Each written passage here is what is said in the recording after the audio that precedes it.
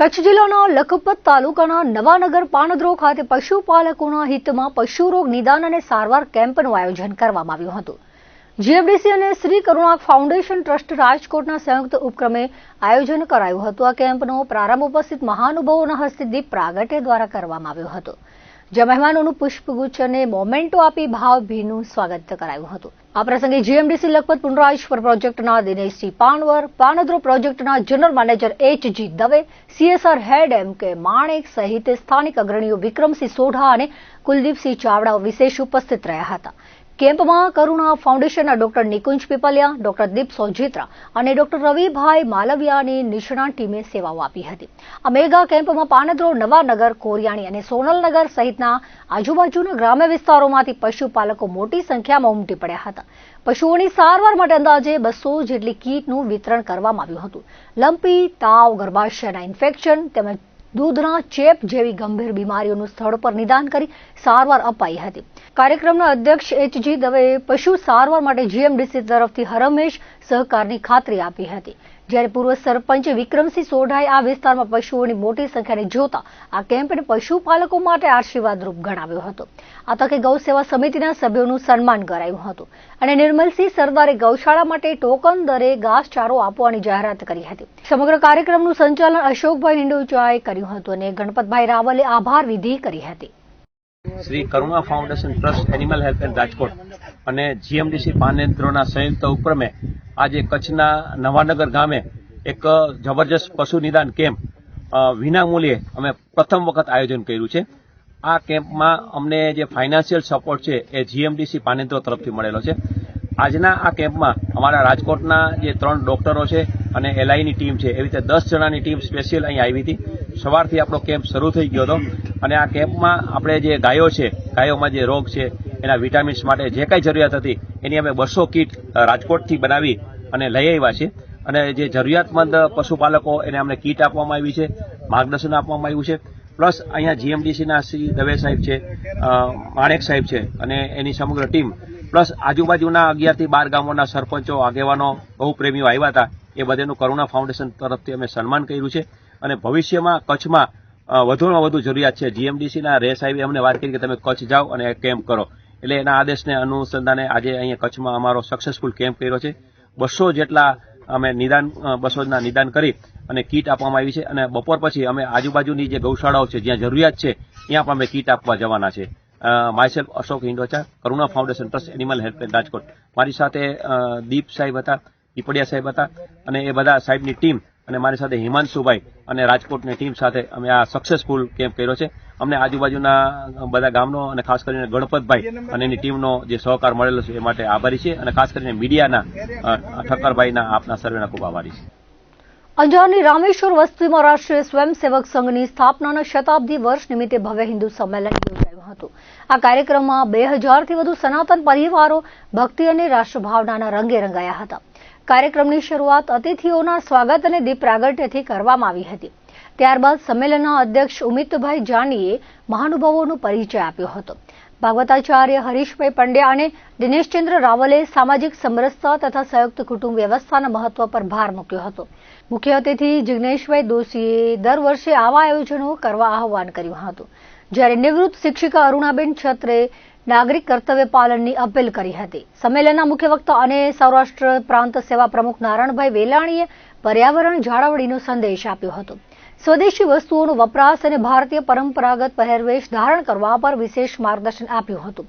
વસ્તીના બાળકો દ્વારા દેશભક્તિ ગીતો અને વિવિધ સાંસ્કૃતિક કૃતિઓ જેવી કે રામ મંદિર, મહાભારત થીમ અને ઓપરેશન સિંદૂરની સુંદર પ્રસ્તુતિ કરવામાં આવી હતી.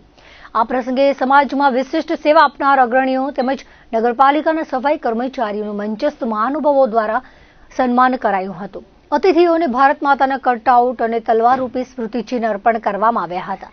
કાર્યક્રમના અંતે સામૂહિક હનુમાન ચાલીસાના પાઠ અને ભારત માતાની આરતી બાદ એકતાનું સંદેશ પાઠવ્યો હતો. કાર્યક્રમનું સંચાલન સમિતિના મહામંત્રી જય ભરતભાઈ દ્વારા કરવામાં આવ્યું હતું. મુન્દ્રા તાલુકાના છસરા ગામ નજીક મોખા પાસે આવેલી આસાબા પીરની દરગાહ પાસેની નદીમાંથી ગત શનિવારે સાંજે એક યુવાનની લાશ મળી આવતા ચકચાર મચી ગઈ હતી. મૃતક યુવાનની ઓળખ સુનિલ રઘુભાઈ આહિર તરીકે થઈ હતી, જેની લાશને ફાયર વિભાગ દ્વારા નદીમાંથી બહાર કાઢવામાં આવી હતી. આ બનાવ સંદર્ભે આજે કચ્છ મછોયા આહિર સમાજ દ્વારા પ્રાગપર પોલીસ મથક પીઆઈ ચુડાસમાને લેખિત આવેદનપત્ર પાઠવી સમગ્ર મામલે ઊંડી અને ન્યાયિક તપાસ કરવાની માંગ કરવામાં આવી છે. આવેદનપત્રમાં સમાજના અગ્રણીઓએ રજૂઆત કરતા જણાવ્યું છે કે આ ઘટનાની હાલની પરિસ્થિતિ અને ઉપલબ્ધ પુરાવાઓને આધારે જો શંકાસ્પદ આરોપીઓની કડક પૂછપરછ કરવામાં આવે અને રિમાન્ડ મેળવીની તપાસ ચલાવવામાં આવે તો જ સાચી હકીકત બહાર આવી શકે તેમ છે. પોલીસ તંત્ર દ્વારા આ મામલે કોઈ પણ પ્રકારની કચાશ રાખ્યા વિના તટસ્થ તપાસ કરવામાં આવે તો જ ગુનેગારોને સજા મળી શકે અને મૃતક સુનિલના પરિવારને સાચો ન્યાય મળે તેમ છે. આહિર સમાજે આ દિશામાં સઘન તપાસ કરવા ભારપૂર્વક રજૂઆત કરી છે. આ તકે દયાલાલભાઈ આહિર, ચેતનભાઈ ચાવડા, મહેશભાઈ આહિર, હેત આહિર સહિત આસપાસના ગ્રામજનો અને સમાજના યુવાનો મોટી સંખ્યામાં ઉપસ્થિત રહ્યા હતા. અબડાસા તાલુકાના રાતા તળાવ પાસે ડાયવર્ઝનને કારણે સર્જાતી હાલાકીનો હવે અંત આવ્યો છે. જિલ્લા પંચાયતની સામાજિક ન્યાય સમિતિના ચેરમેન દ્વારા સંકલન સમિતિની બેઠકમાં રજૂઆત કરવામાં આવ્યા બાદ તંત્ર સફાળું જાગ્યું છે અને અહીં કામગીરી તેજ કરવામાં આવી છે. નલિયા નજીક અમરનાથ મહાદેવ અને રાતા તળાવ વચ્ચે હાલ ઓવરબ્રિજ બનાવવાનું કામ ચાલી રહ્યું છે, જેના કારણે વાહન ચાલકોને અવરજવરમાં ભારે મુશ્કેલી પડી રહી હતી. આ બાબતને ગંભીરતાથી લઈ સામાજિક ન્યાય સમિતિના ચેરમેન પરસોત્તમભાઈ મારવાડાએ સંકલનમાં પ્રશ્ન ઉઠાવ્યો હતો. આ રજૂઆતના પગલે તંત્ર દ્વારા તાબડતોડ પગલાં ભરીને ઓવરબ્રિજની નીચે ડાયવર્ઝન બનાવવાનું કામ શરૂ કરી દેવામાં આવ્યું છે. આ માર્ગ પર પાકા ડામર સાથેનું કામ શરૂ થઈ જતા સ્થાનિક અને વાહન ચાલકોમાં રાહત જોવા મળી છે. પોતાની રજૂઆત બાદ લોકહિતમાં લેવાયેલા ત્વરિત નિર્ણય અને કામગીરી બદલ ચેરમેન પરસોત્તમભાઈ મારવાડાએ વહીવટી તંત્રનો આભાર વ્યક્ત કર્યો હતો. અબડાસા તાલુકાના રાતા તળાવની બાજુમાં જે આપણે પાછળ જોઈ શકીએ છીએ કે રેલવેના જે ઉપર જે કામ ઓવરબ્રિજનું કામ ચાલુ છે, એની નીચે ઘણા સમયથી આપણે ડાયવર્ઝન જે છે, ડાયવર્ઝનનો જે રસ્તો છે તે ખૂબ ખરાબ હાલતમાં હતો. એ રસ્તો જોઈને મેં છેલ્લા 2 સંકલનમાં પણ અમે કલેક્ટર સાહેબને રજૂઆત કરી હતી. તો આ જ સંકલનમાં શનિવારે એક બાઇક સ્લીપ થવાના કારણે એક નાનો બાળકથી એને ઈજા થઈ હતી. તો ત્યારે રેલવે વિભાગને પણ જાણ કરવામાં આવી હતી. તો ત્યારે આપણે જિલ્લા સંકલનની બેઠક હતી અને ત્યારે જ એ જ દિવસે દિશાની પણ આપણે બેઠક હતી. એનામાં માનનીય સાંસદ શ્રી વિનોદભાઈ ચાવડા સાહેબના અધ્યક્ષસ્થાને આ બેઠકનું આયોજન થતું હોય છે. તો એનામાં રેલવે વિભાગના પણ કર્મચારીઓ ત્યાં આવ્યા હતા. માનનીય કલેક્ટરશ્રી અને આપણા વિસ્તારના ધારાસભ્ય શ્રી પ્રદ્યુમનસિંહ જાડેજા સાહેબ અને આપણા ભુજના ધારાસભ્ય શ્રી કેશુભાઈ પટેલ એટલે તેમની સાથે અમારા જિલ્લા પંચાયતના પ્રમુખ શ્રી જનકસિંહ જાડેજા અને સૌ જનપ્રતિનિધિઓ એ મિટિંગમાં હાજર હતા અને સૌ અધિકારીઓ હાજર હતા. ત્યારે રજૂઆત કરેલી હતી કે ભાઈ આ ડાયવર્ઝન છે જે ખૂબ ગંભીર હાલતમાં છે, દયનીય સ્થિતિમાં છે. એના કારણે વાહનો અને જો કદાચ એનામાં કોઈના બાઇક જે છે જો પડી જાય તો એનામાં નુકસાન થાય એમ છે. તો આ રજૂઆતને ધ્યાને લઈ એ જ દિવસે માનનીય સાંસદશ્રી અને જનપ્રતિનિધિ ધારાસભ્યશ્રીએ રેલવે વિભાગને રજૂઆત કરી હતી. એના કારણે એ જ દિવસે સાંજે આ તમે જોઈ શકો છો આપણે આ ડામર રોડનું કામ જે છે અત્યારે ચાલુ છે. લગભગ આજે આ જે કામ જે છે એ પૂરું થઈ જશે. તો અહીંયા અત્રેથી અમે આ રોડ બનતા અમે માનનીય સાંસદ શ્રી વિનોદભાઈ ચાવડા સાહેબ, માનનીય ધારાસભ્ય શ્રી પ્રદ્યુમનસિંહ જાડેજા અને સૌ આપણે તાલુકાના સૌ હોદ્દેદારો અને ગામના આપણે સરપંચ શ્રી પરેશસિંહ જાડેજા સૌનો અત્રેથી આભાર વ્યક્ત કરું છું. સાથે સાથે રેલવે વિભાગના સૌ કર્મચારીઓનો પણ આભાર વ્યક્ત કરું છું. હવે આ રસ્તો બનતા અનેક આપણે અબડાસા અને આ રસ્તાનો ઉપયોગ કરતા અને આ જ રસ્તા ઉપર આપણે એરપોર્ટ પણ છે. તો આ રસ્તો સરસ બનવાને કારણે એને પણ સરસ મજાની આપણે જે રસ્તો જે છે એનો ઉપયોગ આપણે બધાએ કરી શકશે. સૌનો ખૂબ ખૂબ આભાર. ભુજ શહેરના મોડવણી જ્ઞાતિના ઇષ્ટદેવ મનમોહનરાયજી મંદિરનો 20મો પાટોત્સવ ભક્તિસભર માહોલમાં ઉજવવામાં આવ્યો હતો. આ પ્રસંગે વિશેષ સત્સંગ સભાનું આયોજન કરવામાં આવ્યું હતું, જેમાં મોટી સંખ્યામાં ભાવિક બહેનોએ ઉપસ્થિત રહીને કીર્તન અને સત્સંગનો લાભ લીધો હતો. આ મંદિરનો ઇતિહાસ અત્યંત ગૌરવશાળી છે, જેની મૂર્તિ પ્રતિષ્ઠા આશરે 350 વર્ષ પૂર્વે ફાગણ સુદ સાતમના દિવસે કરવામાં આવી હતી. આ ઐતિહાસિક મંદિર સાથે અનેક ધાર્મિક સ્મૃતિઓ જોડાયેલી છે. આ એ જ પવિત્ર સ્થાન છે જ્યાં 250 વર્ષ પૂર્વે ભગવાન સ્વામિનારાયણ સ્વયં પધારીને મનમોહન રાયજીની આરતી ઉતારી હતી. દ્વારકાથી પધારેલા ગુગળી બ્રાહ્મણ દ્વારા અહીં યુગલ સ્વરૂપે મનમોહન રાયજીની મૂર્તિ પધરાવવામાં આવી હતી. ત્યારથી મોડ વણિક જ્ઞાતિ દ્વારા પુષ્ટિમાર્ગીય વૈષ્ણવ સંપ્રદાયની પરંપરા મુજબ આ મંદિરનું સંચાલન કરવામાં આવે છે. વર્ષ 2001ના ભૂકંપમાં મંદિર ક્ષતિગ્રસ્ત થયા બાદ વર્ષ 2007માં ફાગણ સુદ સાતમના પવિત્ર દિવસે જ નૂતન મંદિરની પુનઃ પ્રાણ પ્રતિષ્ઠા કરવામાં આવી હતી, જેના ભાગરૂપે દર વર્ષે પાટોત્સવની ઉજવણી થાય છે.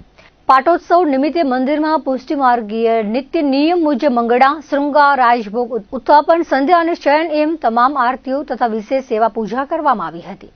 જ્ઞાતિના મહિલા મંડળના મંત્રી બેલાબેન મહેતાએ આ પ્રસંગે મંદિરના મહત્વ પર પ્રકાશ પાડતા જણાવ્યું હતું કે સમગ્ર જ્ઞાતિજનો આ દિવસે એકત્ર થઈ વિવિધ નેક, ભોગ અને મનોરથો દ્વારા પ્રભુની આરાધના કરે છે. પાટોત્સવના દર્શન અને સત્સંગનો લાભ લેવા માટે ઉમટી પડેલા શ્રદ્ધાળુઓથી મંદિર પરિસરમાં આખો દિવસ મંગલમય વાતાવરણ જોવા મળ્યું હતું. આજે અમારે જ્ઞાતિના સમાજનું મંદિર છે શ્રી મનમોહનરાયજી મંદિર, અને આ મનમોહનરાયજી મંદિર એની મૂર્તિ પ્રતિષ્ઠા આજથી 350 વર્ષ પૂર્વે થયેલી, અને આ મંદિરમાં ભગવાન શ્રી સ્વામિનારાયણ ભગવાને પણ અહીં પધારી અને આ મનમોહનરાયજીની આરતી કરેલી જે તે સમયે, એટલે આજથી લગભગ 250 વર્ષ પૂર્વે તેઓ પણ આ મંદિરમાં પધારેલા. અને આ મૂર્તિ જે છે મનમોહનરાયજીની એ યુગલ સ્વરૂપે બિરાજે છે, અને દ્વારકાથી એક જે ગુગડી બ્રાહ્મણ હતા તે અહીં પધાર્યા અને તેમણે સ્વહસ્તે આ પૂજા પધરાવી છે. ત્યારથી અમારી જ્ઞાતિ આ મંદિરમાં અનેક નેક ભોગ, મનોરથો વગેરે કરી અને આ પુષ્ટિમાર્ગીય વૈષ્ણવ સંપ્રદાયનું જે શ્રી મનમોહનરાયનું મંદિર છે તેનું સંચાલન કરી રહી છે. મંદિરમાં પ્રાણ પ્રતિષ્ઠા 350 વર્ષ પૂર્વે થઈ હતી, જે ફાગણ સુદ સાતમના દિવસે થયેલી, અને ભૂકંપમાં આ મંદિર સંપૂર્ણપણે ધ્વસ્ત થઈ જતા ફરી પાછું 2007 ફાગણ સુદ સાતમ એ દિવસે એની સ્થાપના કરવામાં આવી, ફરીથી પુનઃ પ્રતિષ્ઠા કરવામાં આવી. અને એ નિમિત્તે અમે પ્રતિવર્ષ ફાગણ સુદ સાતમના દિવસે આ મંદિરના પાટોત્સવ નિમિત્તે સૌ એકત્ર થઈએ છીએ. મંદિરમાં સંપૂર્ણ દિવસના મંગળા, શૃંગાર, રાજભોગ, ઉત્થાપન, સંધ્યા, શયન વગેરે આરતી અને પુષ્ટિમાર્ગીય નિત્ય નિયમ મુજબ પાટોત્સવના દિવસે સમગ્ર સેવા એ પ્રકારે થાય છે. બધા મનોરથો થાય છે અને સમગ્ર જ્ઞાતિજનો અહીં એકત્ર થઈ અને ભગવાનની આરાધના કરે છે. દર્શક મિત્રો, આ હતા અત્યાર સુધીના કચ્છુદર ટીવી સમાચાર. ફરી મળીશું નવા સમાચારો સાથે, નવી અપડેટ સાથે. ત્યાં સુધી મને રજા આપશો. નમસ્કાર.